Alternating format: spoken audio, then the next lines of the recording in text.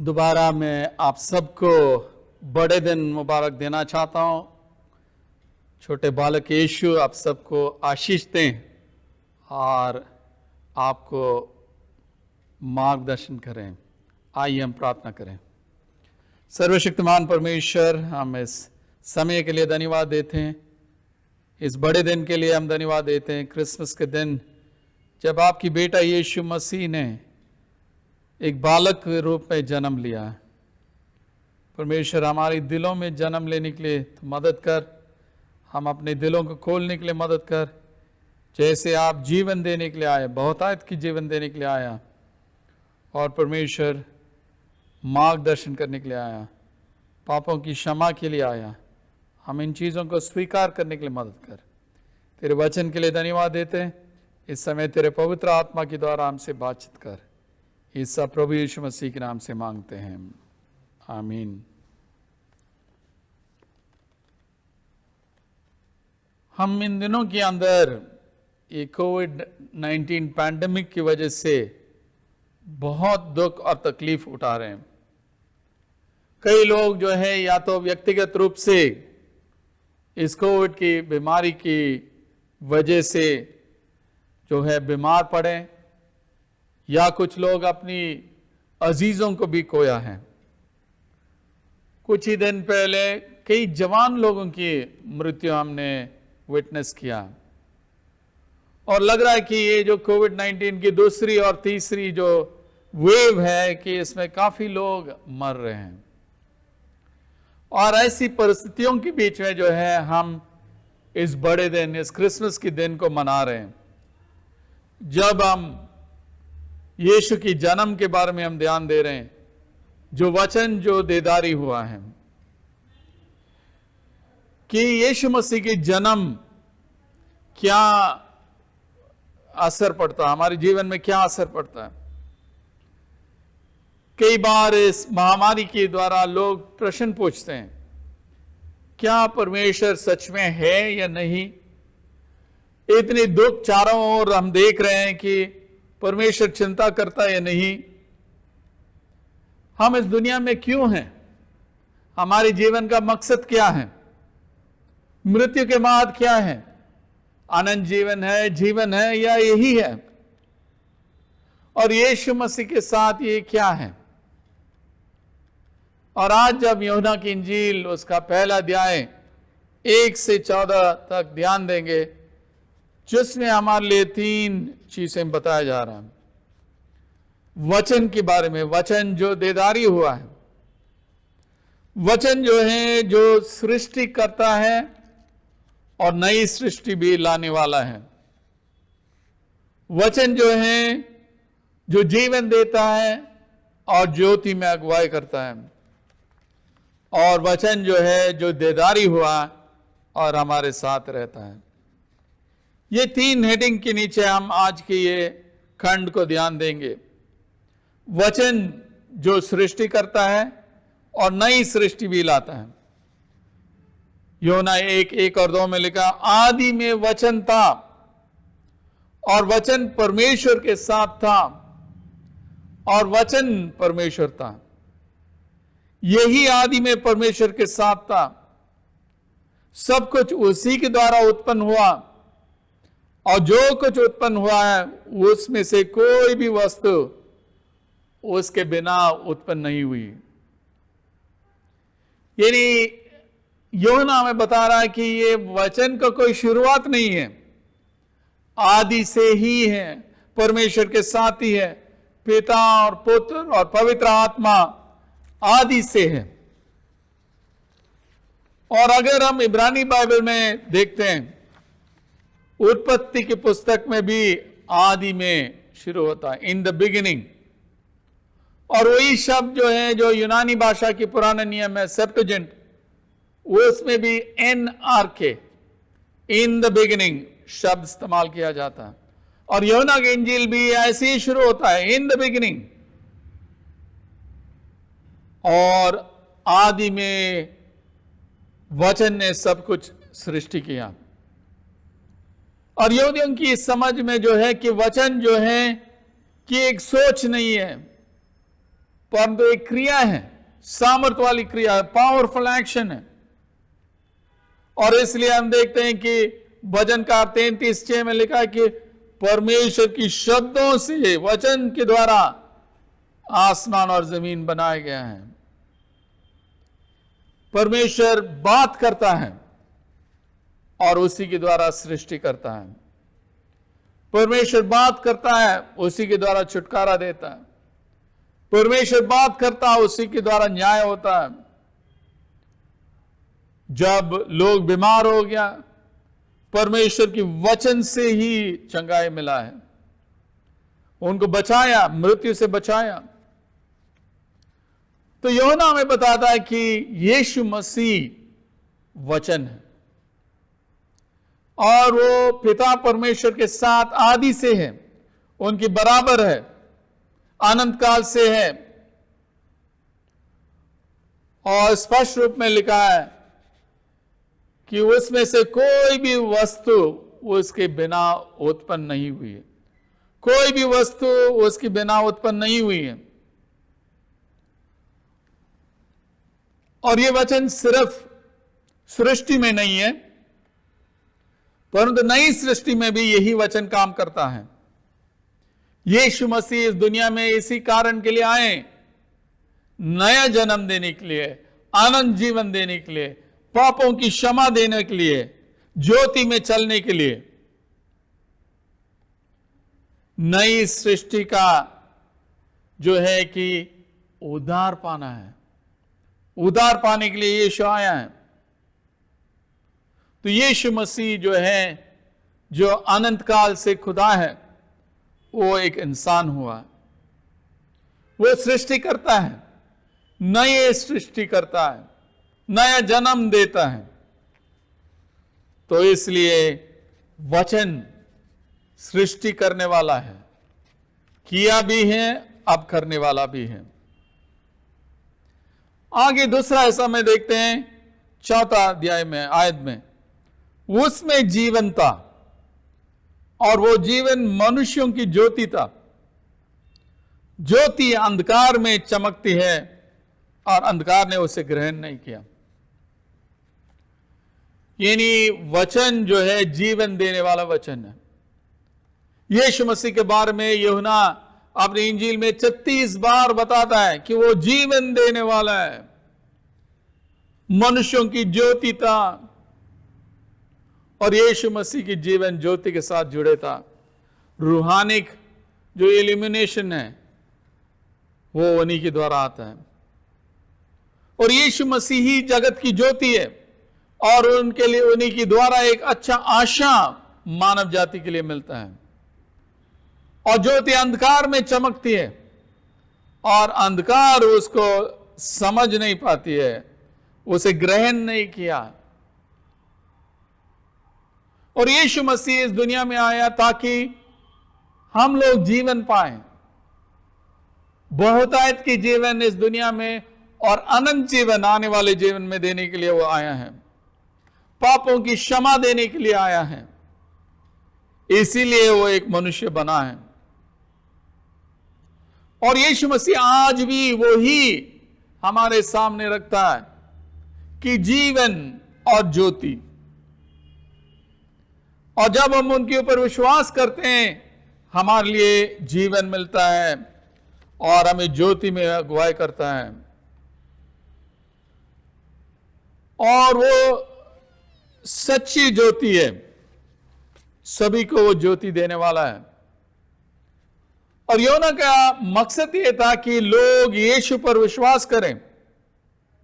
और ये विश्वास की शब्द 98 बार उनकी इंजील में इस्तेमाल करता है।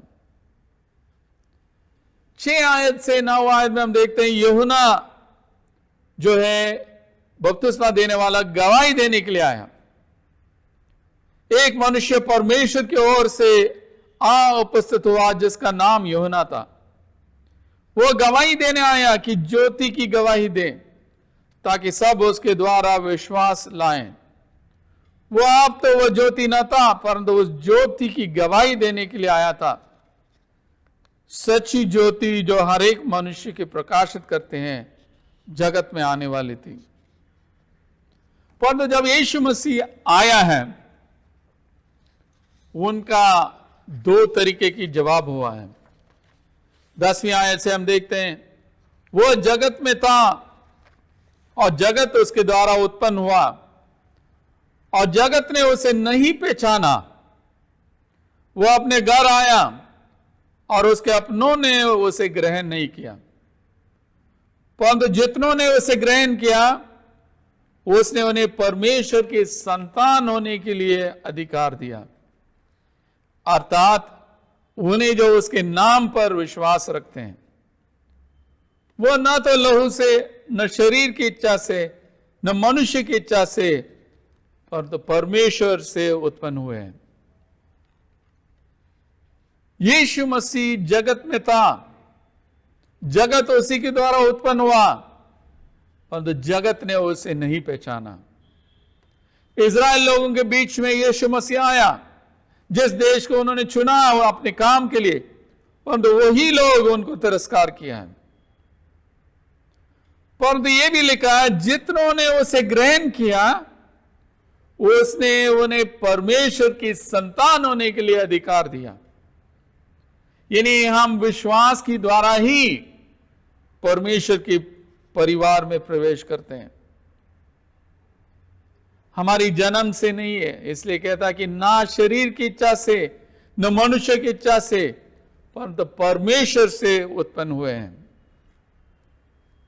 तो यीशु मसीह जो है इस दुनिया में आया जीवन देने के लिए, आनंद जीवन देने के लिए आया है, और उसकी वजह से फैसला हमारे सामने है। हमारे धर्मशास्त्रों के द्वारा ये सब मसीह लोगों को पता है, परंतु कई बार हम खुद यीशु को तिरस्कार करते हैं। अगर हम उनको स्वीकार करते हैं, हमारे दिलों में उनको स्वागत करते हैं, विश्वास करते हैं, तब हम उनकी संतान बन जाते हैं, उनकी बेटा बेटियां बन जाते हैं। और क्रिसमस एक बहुत ही अच्छा समय है जब बालक यीशु हमारे दिलों में जन्म ले। तो ये दूसरा चुनौती है, यीशु को स्वीकार करना और ज्योति में चलना। पहले हमने देखा यीशु सृष्टिकर्ता और नई सृष्टि लाने वाला है। तीसरी चीज जो हम देखते हैं कि वचन देदारी हुआ और अनुग्रह और सच्चाई से परिपूर्ण होकर हमारे बीच में डेरा किया, और हमने उसकी ऐसा महिमा देखी जैसे पिता के एकलौता की महिमा। जब वचन देदारी हुआ तो तीन चीज मैं बताना चाहता हूं। मानवता की पुष्टि करता है, इट अफर्म्स ह्यूमैनिटी। यानी मानव जाति के जो भी हो रहा है इन दिनों के अंदर, खास तौर से जब सोचते हैं क्या परमेश्वर के ऊपर कुछ असर पड़ रहा है, क्या वो चिंता करता है, और इसका जवाब हां आ जाता है, क्योंकि वो हमारे ऊपर रुचि रखता है। इसलिए वचन देदारी हुआ, इसलिए परमेश्वर मनुष्य के रूप में आया है। उनकी जो वचन देदारी हुआ उसी की वजह से हमें पता लगता है कि मनुष्यों के लिए वो आया है। दूसरा, वचन देदारी हुआ, एक मनुष्य की रूप लिया है। यूनानी भाषा में सार्क शब्द जो है कि यीशु की मानवता को बताता है। यीशु मसीह लोगों के साथ पूर्ण रूप से पहचान किया, इसलिए वो कह सकते हैं, हे सब परिश्रम करने वालों और बोझ से दबे लोगों, मेरे पास आओ, मैं तुम्हें विश्राम दूंगा।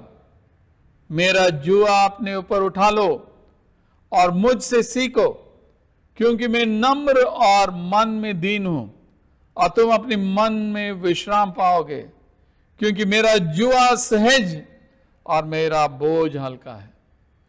यीशु मसीह को मालूम है, इसलिए वो निमंत्रण दे सकते हैं, सब परिश्रम करने वालों मेरे पास आओ। और वो एक याजक भी थे, इस कारण उसको चाहिए था कि सब बातों में अपनी भाइयों के समान बने, जिससे वह उन बातों को जो परमेश्वर से संबंध रखते हैं एक दयालु और विश्वास योग्य महायाजक बने, ताकि लोगों की पापों के लिए प्रायश्चित करें। क्योंकि जब उसने परीक्षा की दशा में दुख उठाया तो वो उनकी सहायता भी कर सकता है जिनकी परीक्षा होती है। यीशु मसीह जो है इस दुनिया में एक इंसान के रूप में गया है, परीक्षाओं को उठाया, सामना किया, दुख उठाया, क्रूस पे उनको मारा गया है, इसलिए उनके दुख के अर्थ मालूम है। वचन देदारी हुआ है। तीसरा चीज जो हम देखते हैं कि वचन जब देदारी हुआ है, यीशु मसीह के वायदा कि वो हमारे साथ है। यीशु मसीह का नाम है इम्मानुएल, परमेश्वर हमारे साथ है। यशायाह 7:14 में लिखा है, इस कारण प्रभु आप ही तुमको एक चिन्ह देगा, सुनो एक कुमारी गर्भवती होगी और पुत्र जनेगी और उसका नाम इम्मानुएल रखेगी। और मत्ती की इंजील में हमें बताया जाता है कि इम्मानुएल का अर्थ कि परमेश्वर हमारे साथ है। परमेश्वर हमारे साथ डेरा करता है, टेंट लगाता है। पुराने नियम में तंबू में यावे परमेश्वर की उपस्थिति उनके साथ रहता था और उनकी महिमा को देखते थे। मूसा ने यावे परमेश्वर से मांगा कि आपकी महिमा मुझे प्रकट कर, और यावे उसके सामने होकर यूं प्रचार करता हुआ चला कि यावे यावे ईश्वर दयालु और अनुग्रहकारी, कोप करने में धीरजवंत और अति करुणामय और सत्य है। यावे परमेश्वर अपनी महिमा को प्रकट किया और यीशु मसीह के द्वारा हम खुदा की महिमा को देख सकते हैं। यीशु हमारे साथ है, तरस खाने वाला परमेश्वर है। परमेश्वर की अनुग्रह और दया हमारे साथ हमेशा है। तो जैसे हम इस क्रिसमस को इस कोविड के बीच में मना रहे हैं, कि हमें याद करना कि यीशु इम्मानुएल है, खुदा हमारे साथ है। यीशु मसीह एक इंसान के रूप में इस दुनिया में आया, इसलिए मानव जाति की दर्द और चिंता को वो जानता है। परंतु हमारे सामने एक प्रश्न है, क्या हमें इस यीशु को स्वीकार किया? क्या वो जीवन वो देने के लिए आया है, आनंद जीवन देने के लिए आया है, पापों की क्षमा देने के लिए आया है? क्या इसको मैंने स्वीकार किया या तिरस्कार किया? क्योंकि ये विश्वास के द्वारा ही हो सकता है, ये सबों के लिए उपलब्ध है, पूरे दुनिया के लिए उपलब्ध है, परंतु हम व्यक्तिगत रूप से उसको स्वीकार करना, यीशु को हमारे दिलों में स्वीकार करना, तभी हमारे लिए आनंद जीवन मिलेगा। दूसरी चीज जो है कि ज्योति अंधकार में चमकती है और अंधकार ने उसे ग्रहण नहीं किया। यीशु मसीह हमें ज्योति की ओर से ले जाता है। क्या हम ज्योति में चलना चाहते हैं या अंधकार में चलना चाहते हैं? क्योंकि अंधकार में जो दुष्ट लोग अपना काम करते हैं वो ज्योति में आना नहीं चाहते हैं, और जो भी हम चुनते हैं उसका अनंत काल का असर पड़ेगा। एक जो है हमारे लिए आनंद जीवन देगा, दूसरा अनंत मृत्यु देगा। इस क्रिसमस के समय में हम प्रभु यीशु को हमारे जीवन में स्वीकार करें। जो आनंद जीवन वो हमारे लिए दे रहा है उसको स्वीकार करें और हम सबों के लिए आशीष का कारण बने। खुदा आप सबको आशीष दें। आइए हम प्रार्थना करें। सर्वशक्तिमान परमेश्वर, इस क्रिसमस के दिन आपकी बेटा यीशु मसीह के लिए धन्यवाद देते हैं। वचन जो देदारी हुआ, हम धन्यवाद देते हैं आप हमारे बीच में आया है और आप सिर्फ सृष्टि करने वाला नहीं है परंतु नई सृष्टि भी करने वाला है। हमें नया जन्म दे परमेश्वर, विश्वास के द्वारा हमें यह आनंद जीवन दे जिसको आपने हमारे सामने रखा है। पापों की क्षमा को हम स्वीकार करने के लिए मदद कर, ज्योति में चलने वाले बने। हम धन्यवाद देते हैं यीशु, आप इम्मानुएल हैं, खुदा हमारे साथ है। हमें मदद कर, सहायता कर और हमें आशीष दे, ताकि हम दूसरों के लिए भी आशीष का कारण बने। इस सब प्रभु यीशु मसीह के नाम से मांगते हैं, आमीन।